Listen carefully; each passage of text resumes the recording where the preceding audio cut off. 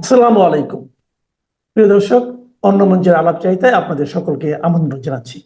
আসসালামু আলাইকুম দর্শক। Mobster, mob gangster, mob gang leader এবং বাংলাদেশের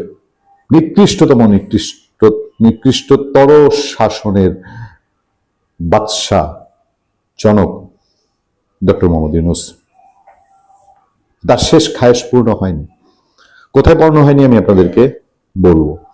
তার আগে এটুকু শুধু আমি আপনাদেরকে বলি, বাংলাদেশে এখন পর্যন্ত রাষ্ট্রপ্রধান যদি বলেন, সরকার প্রধান যদি বলেন, শেখ হাসিনা, বেগম খালেদা জিয়া, হোসেন মোহাম্মদ এরশাদ, জিয়াউর রহমান, বঙ্গবন্ধু শেখ মুজিবুর রহমান, যার কথাই বলেন না কেন আপনি, এই পাঁচজন মিলে তাদের শাসনামলে যদি দুর্নিয়ম, অনিয়ম, ভুল ত্রুটি থেকে থাকে, সবগুলো মিলায় যা হবে, ডক্টর ইউনূসের 18-19 মাসে তার চেয়ে কয়েক গুণ বেশি করে গেছে। এরকম ব্যক্তি স্বার্থ হাসিল করা কোন সরকার প্রধান বাংলাদেশের আগে কখনো দেয়নি। সে শুধু এসে তার নিজস্ব সমস্ত ব্যক্তি স্বার্থ হাসিল করে নিয়েছে। এই ইউনূস জাতীয় নির্বাচনের পরে, 12 ফেব্রুয়ারি নির্বাচনের পরে, যদি বিএনপি একটা চালে সামান্য ভুল করত, আজকে ইউনূস বিদায় নিত কিনা এটা নিয়ে খুব জোরালো প্রশ্ন আছে। বিএনপি যদি সেই সংবিধান সংস্কার পরিষদে শপথ নিত যেটা জামাত নিয়েছে, তাহলে ইউনূস সুন্দর সুন্দর করে বলতো, এবার সংবিধান সংস্কার পরিষদের শপথ নিয়েছেন, 180 দিন সংবিধান সংস্কার করেন, তারপরে মন্ত্রী পরিষদ গঠন করেন, তার আগে হবে না। এর অসংখ্য ভুরি ভুরি প্রমাণ আছে। ডক্টর ইউনূস যে শেষ মুহূর্ত পর্যন্ত ক্ষমতা ছাড়তে চায়নি, তার উপদেষ্টাদেরকে লেলিয়ে দিয়ে সে নানানভাবে চেষ্টা করেছে ক্ষমতা ধরে রাখতে এবং এই নির্বাচনটা বানচাল করতে। সেই ইউনূসের শেষ খায়েশ পূর্ণ হলো না, তাকে তার যমুনার বাসভবন ছাড়তে হয়েছে। এই যমুনা সে ছাড়তে চায়নি। সে 20, 30, 50 বছর আরো বেঁচে থাকবে।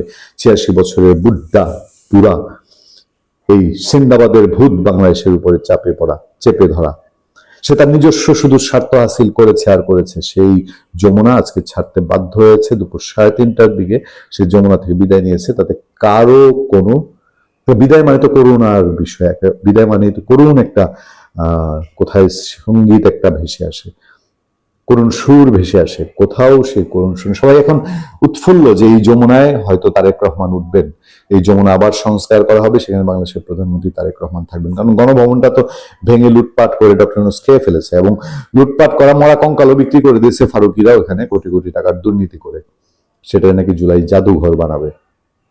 সেই ডক্টর ইউনূস যমুনা থেকে বিদায় হয়ে গিয়ে তার গুলশানের আখড়ায়, সেই পুরানা গ্রামীণ আখড়ায় উঠেছে, যে বাংলাদেশের সরকারটাকে একটা গ্রামীণ ব্যাংক বানিয়েছিল, যমুনাটাকে সে তার ইউনূস সেন্টার বানিয়ে ফেলেছিল। সেই ইউনূস সেন্টার এখন স্থানান্তরিত হয়েছে। তবে তারা কি করে, এই যাওয়াই কি তার শেষ যাওয়া, নাকি আরো যাওয়ার আগ্রহ আছে 86 বছরের বুদ্ধার? আমাদের সেই নাটক দেখার জন্য অপেক্ষা করতে হবে এবং অপেক্ষা করতে হবে তারেক রহমান কোনো ভুল সিদ্ধান্ত, ডক্টর ইউনূস তককেই থাকবেন, তারেক রহমান ভুল করুক, তারেক রহমান ব্যর্থ হোক। কারণ তারেক রহমান এবং বিএনপি ক্ষমতায় আসুক, এটা ডক্টর ইউনূস এবং তার আশেপাশে কেউ ঘুণাক করেও চায় না, এটা বাংলাদেশে প্রমাণিত। আমি আপনাদেরকে একটা শুধু ইঙ্গিত দিয়ে আজকের আলোচনা শেষ করব। আমি আপনাদেরকে ধরিয়ে দিই, আমি সমস্তটা আজ বলবো না, কাল অপেক্ষায় থাকবেন আপনারা এই খবরের জন্য। এই যে ডক্টর ইউনূসের চক্রান্ত, গণভোট এবং জুলাই সনদ, এর মুখে ছাই পড়তে যাচ্ছে।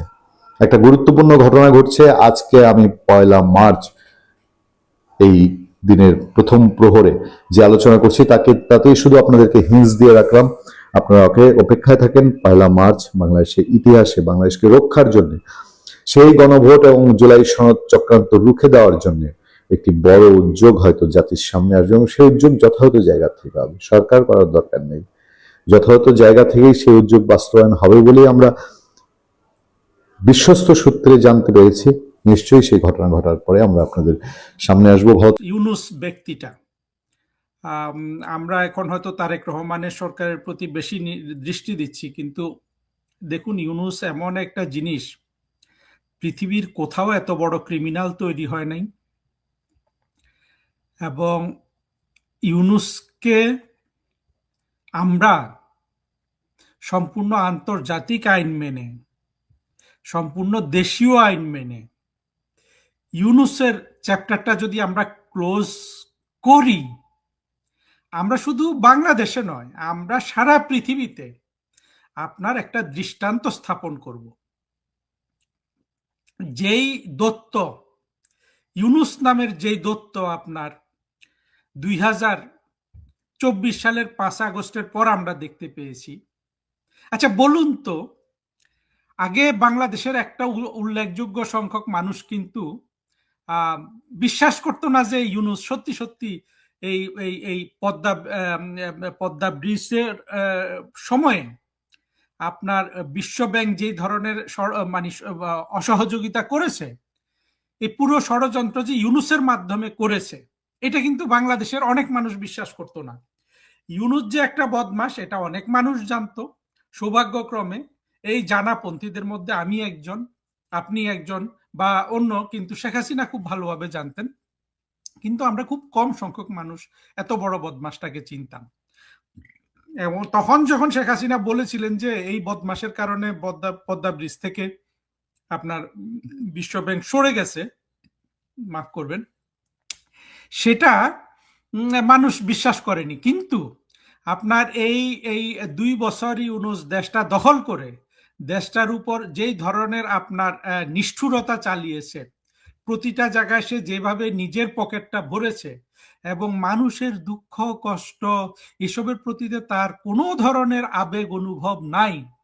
তারপরে যেই নিষ্ঠুরতার সাথে সে আওয়ামী লীগ দমনের চেষ্টা চালিয়েছে, যেই নিষ্ঠুরতার সাথে সে আপনার মুক্তিযুদ্ধের সব চিহ্ন মুছে দেওয়ার চেষ্টা করেছে, যেই নিষ্ঠুরতার সাথে সে জাতির পিতার ভাস্কর্য ধ্বংস করেছে, যেই নিষ্ঠুরতার সাথে সে 32 নম্বর ভেঙেছে, যেই নিষ্ঠুরতার সাথে সে মব করেছে, সন্ত্রাসীদের লেলিয়ে দিয়েছে, এই যে একটা আপনার অরাজক পরিস্থিতি, এটা একবিংশ শতাব্দীতে পৃথিবীর কোথাও হয়নি, আমরা কোথাও দেখিনি।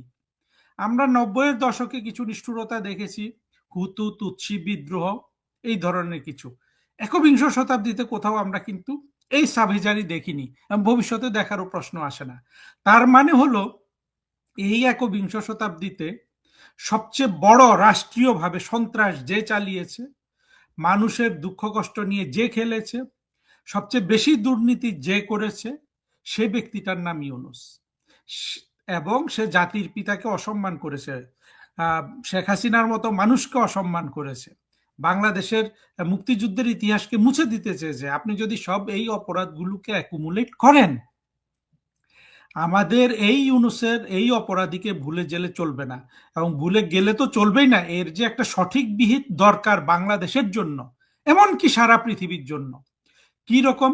এই ইউনুসকে আপনি যথাযথভাবে বাঁধবেন, সাজা দেবেন। সেই সাজা তো তার কত 560টা লাশের কথা একজন নিরপেক্ষ সাংবাদিক বলেছে। সেখানে পুলিশের লাশ নাই, সেখানে ওই যে আপনার জঙ্গি হত্যা চলাকালে জুলাই আগস্টে জঙ্গিরা যে এতগুলা হত্যাকাণ্ড করলো সেই হিসাবও নাই। শুধু আওয়ামী লীগের মানুষকে মেরে ফেলা, সংখ্যালঘুদের মেরে ফেলা, এই 560টা লাশের জন্য তো আপনি কতবার ইউনুসকে আপনি মৃত্যুদণ্ড দেবেন? তারপরে জাতির পিতার সাথে বেয়াদবির জন্য তাকে কি সাজা দেবেন? বাংলাদেশের ইতিহাস ধ্বংস করার জন্য আপনি তাকে কি সাজা দেবেন? আমার কথা হলো এই সাজাগুলো আমরা তো দেবই, সেটা আমাদেরকে আমরা আন্তর্জাতিক আইনেও দেব, কিন্তু এটা এমন ভাবে সারা পৃথিবীর সামনে আমরা তুলে ধরবো। দেখুন আজকে ইউনুস বিলিয়ন বিলিয়ন ডলারের মালিক, বিলিয়ন ডলার সে বিদেশে পাচার করে দিয়েছে। পাচার করলো ইউনুস, এবং তার সবচেয়ে বড় আপনি নিজেও জানেন, আমরা শুনেছি, আমরা এগুলা বিশ্বাসযোগ্যভাবে এসব তথ্য পেয়েছি যে আসিফ নজরুল দ্বিতীয় বাটপার, তৃতীয় বাটপার, যার মন্ত্রণালয়ে সবচেয়ে বেশি দুর্নীতি হয়েছে। আবার ওই যে বাচ্চা সন্ত্রাসীটা আসিফ সজীব, এদের মন্ত্রণালয়গুলোতে এরা হাজার হাজার কোটি টাকা লুট করেছে, বিদেশে পাচার করেছে ইউনুসের সাথে। তো সব মিলে আমাদেরকে ইউনুসের জন্য যে শাস্তিটা, এইটাই ইউনুস পাবে। ইউনুস যদি এর মধ্যে মরেও যায়, তারপরেও এই শাস্তিটা দিতে হবে। এবং ইউনুস যে সাম্রাজ্য, অর্থনৈতিক আপনার ফাইন্যান্সিয়াল ক্রাইম তার যেগুলো, এগুলো আমাদের ওই পলাশ খুব ভালোভাবে তুলে ধরেছে অনেক কিছু বিভিন্ন টক শোতে এবং ইয়েতে। আমিনুল হক পলাশ, চিনতে পারছেন, আপনার শো করেছে। তো এই ইউনুসকে আমাদের কিন্তু সাজা দিতে হবে, এবং সাজা, এবং ইউনুস নামে যে একটা অপরাধী ছিল সারা পৃথিবীকে জানাতে হবে। আজকে ইউনুস, আপনি যে বললেন ওইখানে গিয়ে মিটি মিটি হাসছে, সেই দত্তের হাসি, খুশি হওয়ার কোনো কারণ নাই। ইউনুসের কোনো সাম্রাজ্যের বাংলাদেশে থাকার কোনো সুযোগ নাই। কতদিন থাকবে আমরা সেটা দেখব। এবং এই সবগুলোকে আপনার রাষ্ট্রের মধ্যে একীভূত করতে হবে। এবং ইউনুসের এই অবৈধ অর্থ যেখানে যেখানে গেছে, যা বিদেশে পাচার হয়ে গেছে, যা আমরা আনতে পারবো না সেগুলো বাদ দেন, কিন্তু বাংলাদেশের মধ্যে তার মেয়ের কাছে যেতে পারে, তার স্ত্রীর কাছে যেতে পারে, তার ভাই ভাতিজা। ইউনুস কিন্তু আবার বাংলাদেশের মানুষ শুধু, এমনকি আওয়ামী লীগের লোকজনও শেখ হাসিনাকে নিয়ে পড়ে আছে, শেখ বংশ টংশ। দেখেন, ইউনুস কিন্তু সবচেয়ে বেশি নির্লজ্জভাবে আপনার এই যে যেটাকে নেপোটিজম বলে, পারিবারিকীকরণ, সেটা করেছে।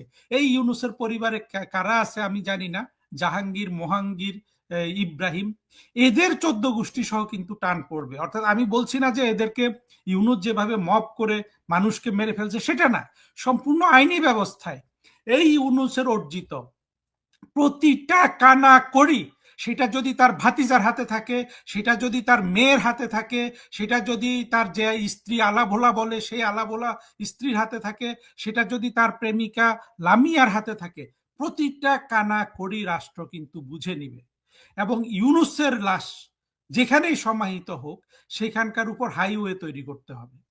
এই লাশকে, প্রথম কথা হইল এই লাশের হাড় গোড় সব তুলে নিয়ে এটা মার্কিন যুক্তরাষ্ট্রে পাঠাতে হবে।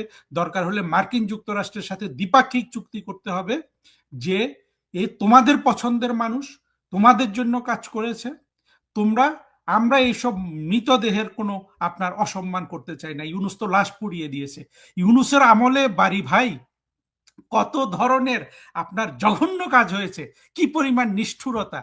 দেখুন, ওই যে সাংবাদিক মাহবুব কামাল একটা কথা বলেছেন যে ইউনুস হলো ওই দিলদার যে কমেডি করেন, দিলদারের কমেডি এবং আপনার আহমেদ শরীফের আপনার ভিলেইনির একটা মিক্সচার। আমি বলবো যে না, তুলনাটা আধা আধি সত্য, পুরোপুরি সত্য না। ইউনুস কিন্তু দিলদার যে আপনার নির্মল যে বিনোদন করেন সেই ইউনুস কিন্তু সেটুকুন না। ওই আহমদ শরীফের অংশটা ঠিক আছে। ইউনুসকে আপনি যদি বলেন সেটা বরঞ্চ হুমায়ুন ফরিদি বা এরা যে ভিলেইন করতে করতে যে কিছু আপনার কমেডি করতো, বা এটিএম শামসুজ্জামান, তাদের সাথে আপনি তুলনা করবেন, দিলদারের সাথে তুলনা করাটা ঠিক হয় নাই। যাই হোক, তবু উনি একটা তুলনা টেনেছেন। কিন্তু হয় কি, এই ধরনের বড় অপরাধীদের আপনি ভুল তুলনা করলেও কিন্তু মানুষের মন থেকে কিছু মুছে যেতে পারে। আমি চাই না ইউনুসের কোনো অপরাধ বাংলাদেশের মানুষের মন থেকে মুছে যাক। আমরা ইউনুসের লাশ যদি কবরস্থ হয় বাংলাদেশে, যদি বেঁচে থাকে, যদি আমরা তাকে সাজা দিতে পারি, তখন তো হলোই। ধরুন সে মরে গেল, মরে গেলে বাংলাদেশে তাকে কোথাও তো সমাহিত করবে। যদি আমি বলবো যে ইউনুস, তুমি যদি আমার এই ভিডিও শুনে থাকো, তোমার লাশটা তুমি বাংলাদেশে সমাহিত করো না, তুমি মার্কিনীদের দালাল, তোমার লাশটা মার্কিন যুক্তরাষ্ট্রে পাঠিয়ে দিও, সেখানে তোমার মেয়ে আছে, সেখানে ইয়েতে থাকবে। আমরা কিন্তু এই লাশ রাখতে পারবো না। 40 হাত নিচ থেকেও অত্যন্ত শ্রদ্ধার সাথে একটা মৃতদেহকে যেভাবে তুলতে হয়, যে ভাবগাম্ভীর্য লাগে, সেটা করব। ইউনুসের দত্তর ওই যে একটা লাশ পুড়ে ফেললো, সেই ধরনের নিষ্ঠুরতা আমরা করব না। কিন্তু এই লাশটা মাটি সহ তুলে আমরা বিমানে করে কিন্তু মার্কিন যুক্তরাষ্ট্রে পাঠিয়ে দিব। দরকার যদি মনিকা মানে ইউনুসের যে মেয়েটা আছে সে যদি গ্রহণ না করে, মার্কিন যুক্তরাষ্ট্রের সরকার গ্রহণ করবে। না করলে আমরা মার্কিন যুক্তরাষ্ট্রে, এটা যত টাকা লাগে এই লাশ মার্কিন যুক্তরাষ্ট্রে সমাহিত করার আমরা ব্যবস্থা করব। করে যেখানে ইউনুস আপনার এই তাকে কবর দেওয়া হবে, সেখানে একটা বড় হাইওয়ে তৈরি করে দেওয়া হবে।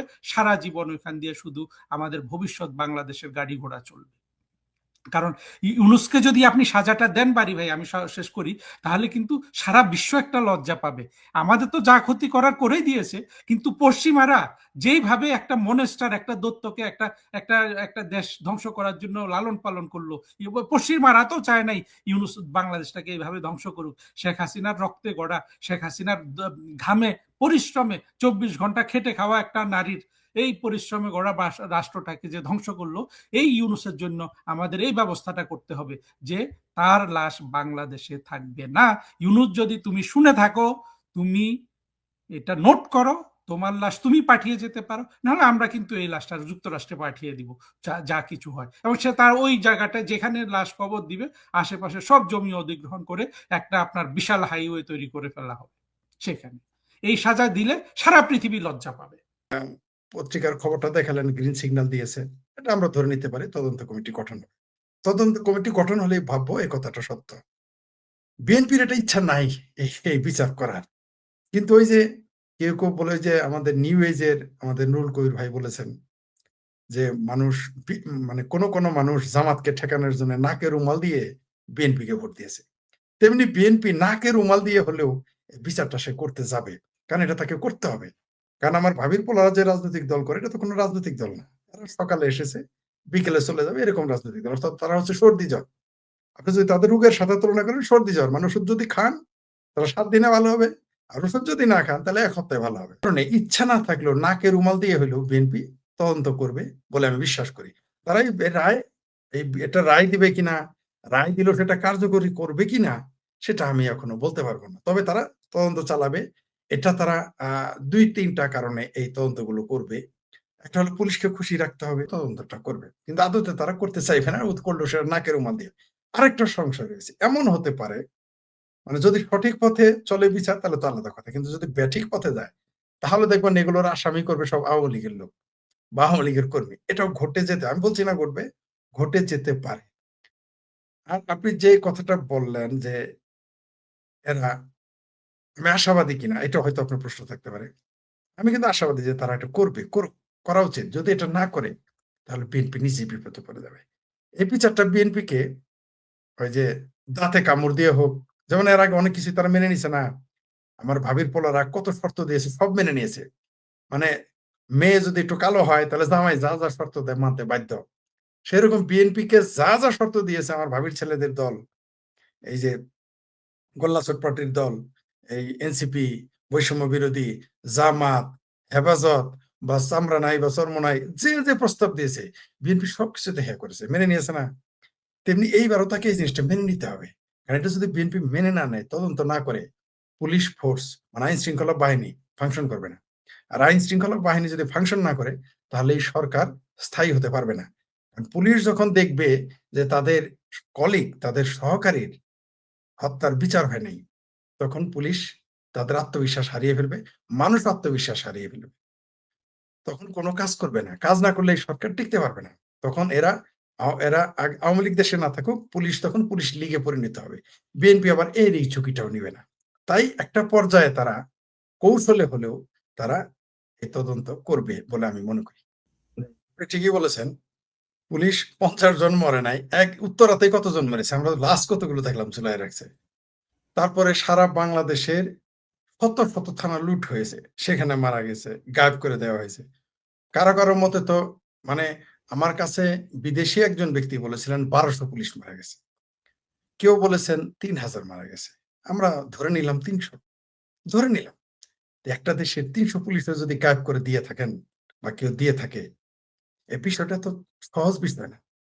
এগুলো বিচার তো করতে হবে। আপনি যদি আইন শৃঙ্খলা বাহিনী, আমি বারবার বলে আসছি, কেন এই আবার বলি, আবার অনেকে বলবে শুধু পুলিশ হত্যার বিচারের কথা বলতেছি না, যাদেরকেই মেরে ফেলা হয়েছে প্রত্যেকের বিচার। আমরা আবু সাইদের হত্যারও বিচার চাই। আমরা ওই তালিবাস ও অন্তঃস্থকারা হাদি তার হত্যারও বিচার চাই। আপনি বিচার করেন, কেন তার খুনি দুবাই পালিয়ে গেল, কিভাবে গেল? এখন তো ইউনূস সরকার ছিল, যারা যারা ক্ষমতায় তাদেরই, যারা মরেছে তাদেরই সরকার, তাহলে ছেলেটা কিভাবে দুবাই পালিয়ে গেল? কথিত হত্যাকারী প্রথমে বলল ভারত তাকে আশ্রয় দিয়েছে, একেবারে ভারতের বিরুদ্ধে যে হাত শুরু করে দেয় বাংলাদেশের এই মানে হেফাজতে পাকিস্তানিরা। পরে দেখলাম সেই ছেলে দুবাই গিয়ে লাইভ ভিডিওতে এসে বলল সে দুবাই চলে গেছে। তো দুবাই তো নিশ্চয়ই ভারত হয়ে যায়নি, বাংলাদেশ হয়েই তো গেছে। আমরা তো তাকে গ্রেপ্তার করতে দেখলাম না। তো বিষয়টা রহস্যজনক। আমরা চাই এগুলো সবগুলোর বিচার। আমাদের কিন্তু যেকোনো মৃত্যুরই আমরা বিচার চাই। এমনকি সেটা ৫ই আগস্টের আগের মৃত্যু, তারও বিচার চাই। কেন চাইবো না? শেখ হাসিনা মারলেই তো আর জায়েজ হয়ে যাবে না। কিন্তু আমরা তো দেখলাম শেখ হাসিনাকে যে গণ মামলার আসামি করা হলো, সেখানে তো ৪০০-র উপরে শহীদ ফিরে আসছে। আমরা এই প্রথম জিন্দা শহীদ দেখলাম। মানে মানুষ যে এখন মারা যাবে, মারা যাওয়ার পরে যে আপনি মামলা করবেন আন্দোলনের, আগামীতে এই মামলাগুলো আর চলবে না। ভাবে মেরে ফেলা হলো। এই বর্বরতা যারা করেছে তাদের তো অবশ্যই বিচারের আওতায় আনতে হবে। যদি আপনি তা না করেন, আমি জানি না পুলিশেরা সেগুলো রেকর্ড রেখেছে কিনা। রেকর্ড কারো না কারো কাছে কিন্তু আছে, কম আর বেশি। কারো না কারো কাছে রেকর্ড গুলো আছে। রেকর্ডের কি দরকার ভাই? তারা নিজেরাই তো বলেছে পুলিশ মেরে ফেলেছে। তারা নিজেরা অন ক্যামেরা বলেছে, পুলিশের সামনে বলেছে, সেগুলো মিডিয়াতে এসেছে। এখন তো নতুন করে তো সাক্ষী নেওয়ারও দরকার নাই, তাদের ধরলেই হয়ে যাবে। আবার একটা একটা টুপিওয়ালা দাড়িওয়ালা দেখলাম, সে বলতেছে যে তারা আগেই প্ল্যান করেছিল কিভাবে থানা জ্বালিয়ে দিবে, সেটাও রেকর্ড আছে। সে নিজে এসে বলছে সাংবাদিকদের সামনে। তাকে তো রিমান্ডেও নেওয়া হয় নাই, জিজ্ঞাসা করে নাই, তারা নিজেরাই বলেছে। তারা মেট্রো রেল পুলিশে নিজেরাই বলেছে। পুলিশ তারা বলেছে যে পুলিশ না মারলে তো বিপ্লব হইতো না, তাদের ভাষায় আর কি। আমার ভাষায় তো এটা বিপ্লব না, সর্বোচ্চ এটা আপনি আন্দোলন বলতে পারেন। আমার ভাষায় তো এটা জুলাই সন্ত্রাসী আন্দোলন, সর্বোচ্চ তারা সন্ত্রাসীবাদ আন্দোলন বলতে পারে। কিন্তু আমরা ফলাফল কি দেখলাম? এই যে এখন যে তদন্তের কথা উঠছে, তারা দেখবেন এই যে আমার ভাবির ছেলে গালফোলা, আগে ছিল গালটা আমার চাইতে বেশি গর্ত ছিল, পেট ছিল পিঠের সাথে লাগানো। তার এখন গালের যে মাংস, বাপরে বাপ, পেটে যে মাংস, মানে মানুষ তো এখন তার পেট দেখলে বলে ভাতিজা পেট কমাও, এরকম অবস্থা। এই যে তাদের যে চর্বিটা হয়েছে, এরা এখন ভয় পায় কেন? আচ্ছা, পুলিশে হত্যার তদন্ত হলে এরা তো ভয় পাবে কেন? অলরেডি তারা দায়ী করতেছে তারেক রহমান নাকি দায়ী। তারপর আমার এই ভাবির ছেলে শেষে বলছে এটা মীমাংসিত বিষয়, সে নাকি এবার এমপি হয়েছে। কত বড় গর্ধব একজন আমাদের দেশের আইন প্রণেতা বীর মুক্তিযোদ্ধা ফজলুর রহমান বলেছেন, এরা তো রাজনীতিবিদের ব্যাগ টানারও যোগ্য না, কথা সত্য। তার জন্য সে এটা বলেছে যে এটা মীমাংসিত বিষয়। কোনোদিন হত্যা মামলা মীমাংসিত বিষয় হয়? তামাদি হয়? আপনি যদি হত্যা মামলা মীমাংসা করেন, অর্থাৎ ধরে নেন আমার পিতাকে কেউ হত্যা করেছে, আমি আপনার সাথে সেখানে আপোষ করলাম, বাংলাদেশ সরকারের পুলিশ আপনাকে আমাকে দুইজনকে আসামি করে আবার মামলা দিতে পারে। কারণ হত্যা মামলা কোনোদিন আপোষ করতে পারবেন না, দিওয়ানি মামলা আপোষ করতে পারবেন।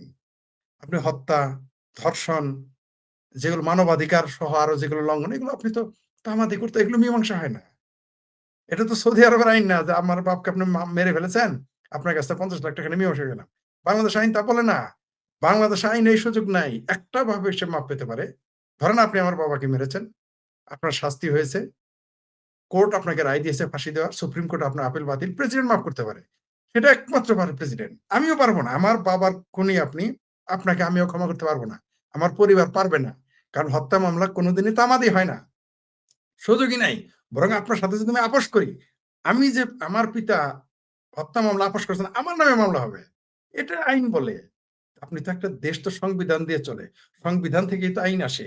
তো আপনি আইনের বাইরে তো যাইতে পারেন। এই যে আমার ভাতিজা বলে এটা মীমাংসিত বিষয়, পরের টুকু অবশ্য আপনি তখন দেখাইতে পারেন, পরের বাক্যটা হচ্ছে এটা মীমাংসিত বিষয়। আমার ভাবির পোলা জানে না, এমপি হওয়ার পরেও জানলো না যে এটা হত্যা মামলা কোনোদিন মীমাংসিত বিষয় হয় না। এই মামলা চলছে, চলবে, তদন্ত হবে। তারা, আমার ধারণা এরা সব পালিয়ে যাবে, আমার ধারণা। তারা বিএনপি এটাকে অস্ত্র হিসেবে ব্যবহার করে, বিএনপি কিন্তু এটা তদন্ত আরেকটা কারণে করবে।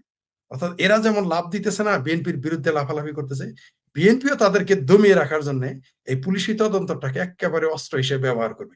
ঠিক যেমন আওয়ামী লীগকে মূলা দেখাবে, তোমাদের তো আমি নিষিদ্ধতা তুলে নিব, তোমরা মামলা করো, বা আমরাই তুলে নিচ্ছি, এইভাবে আওয়ামী লীগের সাথে তারা ইঁদুর পেরাল খেলবে। পাশা আবার আওয়ামী লীগকে মাইরও দিবে, একবার অফিস 2টা খুলবে তো 5টা ভাঙবে, 5টা খুলবে তো 10টাতে ভাঙবে, 5 জনকে জামিন দেবে তো 10 জনকে আবার ঢোকাবে, অথবা জামিন দিলেও আবার শেন অ্যারেস্ট দেখে ঢুকিয়ে দেবে। এরকম ভাবে বিএনপি আওয়ামী লীগের সাথে খেলতে থাকবে। পাশাপাশি আমার এই ভাবির ছেলেদের, যেহেতু তারা একই জোটে ছিল, মিলকে জুলকে ছিল, একই ঘরের, তারা একই খাবার খেয়েছে, তারা একান্নবর্তী পরিবারের সদস্য, এখন ভিন্ন হয়ে গেছে। তো এদেরকে একটু আস্তে আস্তে ধরবে। মামাতো ভাইরে জমি দিবে না, প্রথমে তার ডাইরেক্ট না করবে না। খালাতো ভাইরে ওয়ারিশ দিবে না, প্রথমে তার না করবে না।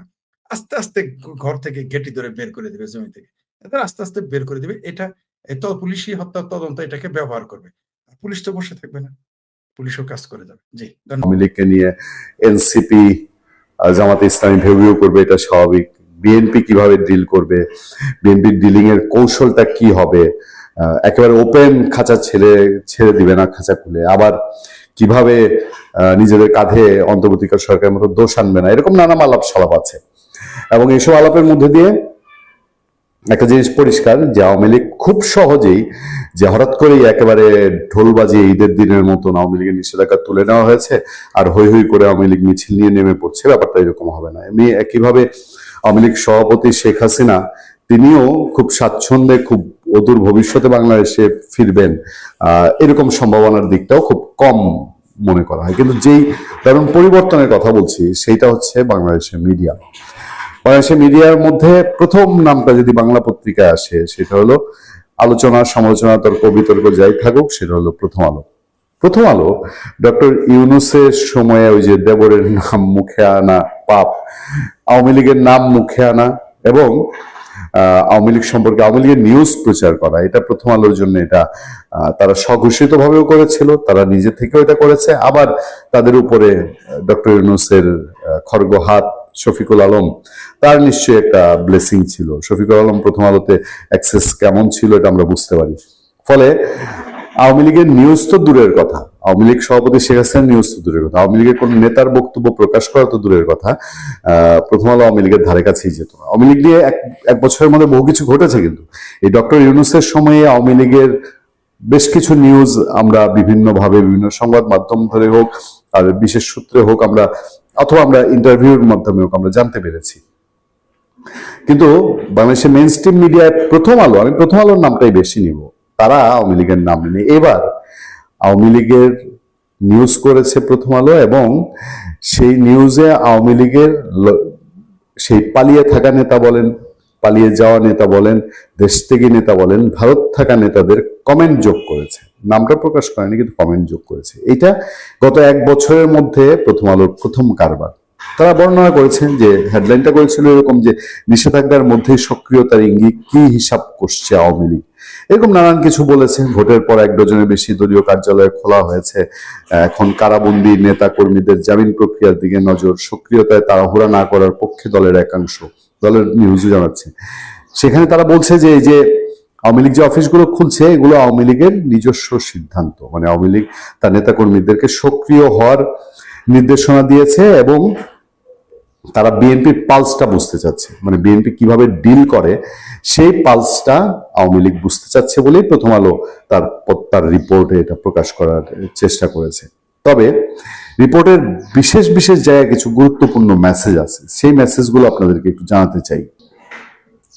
প্রথম আলো এই তথ্য জানাচ্ছে যে এখন যে সিচুয়েশন তৈরি হয়েছে, এই সিচুয়েশন তৈরি হয়ে থাকলে আওয়ামী লীগের পলাতক নেতারা যারা ভারতে পালিয়ে আছেন বা অন্যান্য দেশে পালিয়ে আছেন, তারাও দেশে ফিরতে পারেন। তারা দেশে ফেরার কথাটিও প্রথম আলো আমাদেরকে জানাচ্ছে, মানে দেশে ফেরার কথাটি তারা বিষয়টা এরকম বলছে যে জামিন পাওয়ার বিষয়টি কিছুটা স্বাভাবিক হলে বিদেশে আত্মগোপনে থাকা নেতাদের কেউ কেউ দেশে ফেরার বিষয়টি বিবেচনা করতে পারেন। এবং সেই প্রসঙ্গে প্রথম আলো যেখানে বলছে, তবে বিভিন্ন স্থানে দলীয় কার্যালয় খোলা বা সক্রিয়তা দেখানোর বিষয়টি রয়েসই করার পক্ষে মত আছে দলটির ভেতরেই।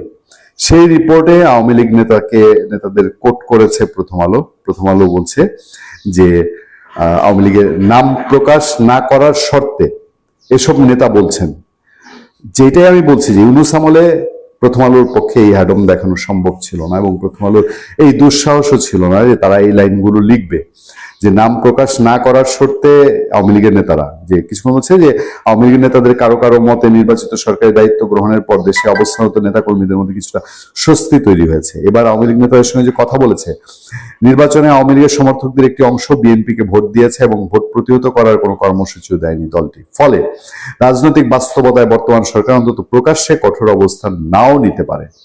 তবে দলের নীতি নির্ধারকরা মনে করেন, মানে নীতি নির্ধারকদের সঙ্গে প্রথম আলো কথা বলেছে, বর্তমান বাস্তবতায় বিএনপির কাছ থেকে প্রকাশ্যে সহযোগিতা আশা করা ঠিক হবে না।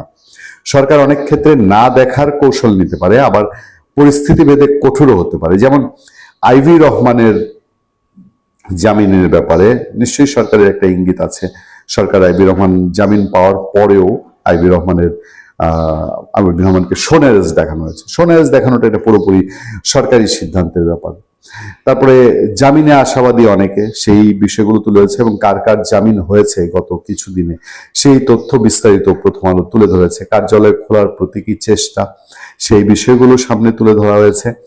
এবং প্রথম আলোর প্রতিবেদন অনুযায়ী তারা বলছে যে 12টি জায়গায় আওয়ামী লীগ অফিস খুলেছে। এই হচ্ছে এখনকার মতো কিন্তু বিস্তারিত দীর্ঘ কৌশল বনাম বাস্তবতা, সেই জায়গাটি একটি সাব হেডলাইন করেছে প্রথম আলো।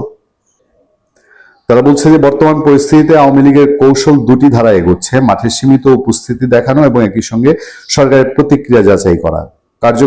কার্যালয় খোলা ও জামিন প্রশ্নে সরকারের অবস্থান নির্ধারণ করতে পারে দলটির রাজনৈতিক পথচলা কতটা উন্মুক্ত বা সীমিত হবে, এ ব্যাপারে আমাদের কোনো কিন্তু এত দীর্ঘ শুধু আওয়ামী লীগকে নিয়ে, আওয়ামী লীগ কি চাচ্ছে কি করবে, প্রথম আলোর বিশ্লেষণ এই 18-19 মাসে এই প্রথম। এবং আরো একটা ইন্টারেস্টিং জিনিস আছে, দেখবেন আওয়ামী লীগ যদি স্বাভাবিক রাজনীতিতে ফিরে আসে, বাংলাদেশের বাস্তবতা এবং ওই যে ফাঁকা মাঠে গোল দেওয়া একটা অবস্থা, জামাত তার লেজ ধরে এনসিপি, এই পত্রপত্রিকার ট্রিটমেন্টেই আপনারা যখন এখন জামাতের আমিরের সাংঘাতিক রকম কাভারেজ দেখেন না, যে বিএনপির পরেই, তারেক রহমানের পরেই, বিরোধী দলে থাকুক, জামাত বিরোধী দলে থাকুক, বিরোধী দলে থাকলেও পরিণতিটা হবে জাতীয় পার্টি। আওয়ামী লীগ যদি রাজনীতিতে থাকে, আওয়ামী লীগ যদি ফিল্ডে থাকে, ঠিক আওয়ামী লীগের সময় যেটা হয়েছে না, আওয়ামী লীগের নিউজ, প্রধানমন্ত্রীর নিউজ, মন্ত্রীর নিউজ, তার পরপরই ফলো করে খবর আসতো বিরোধী দল হিসেবে বিএনপি নিউজ। সংসদে নাই, সংসদে বিরোধী দল জাতীয় পার্টি, কিন্তু বিএনপি নিউজ। আওয়ামী লীগ বাংলাদেশের স্বাভাবিক রাজনীতিতে ফিরলে এই একইভাবে জামাতের অবস্থা হবে জাতীয় পার্টির। পত্র পত্রিকা, আলোচনা, মাঠে ময়দানে, ঘাটে, চা স্টলে, ইভেন রাজনৈতিক দেন দরবারে, সব জায়গায় বিএনপির পরের অবস্থানটা হবে আওয়ামী লীগের। জামাতে ইসলামী হবে ছাগলের 3 নাম্বার বাচ্চা বা ঢেউটিন, আর এনসিপি হবে উকুন জাতীয় একটা ছারপোকা। এইটা জাস্ট কিলবিল কিছুটা করবে জামাতের উপরে ভর করে, এর বাইরে কিছু নয়। ভালো থাকবেন।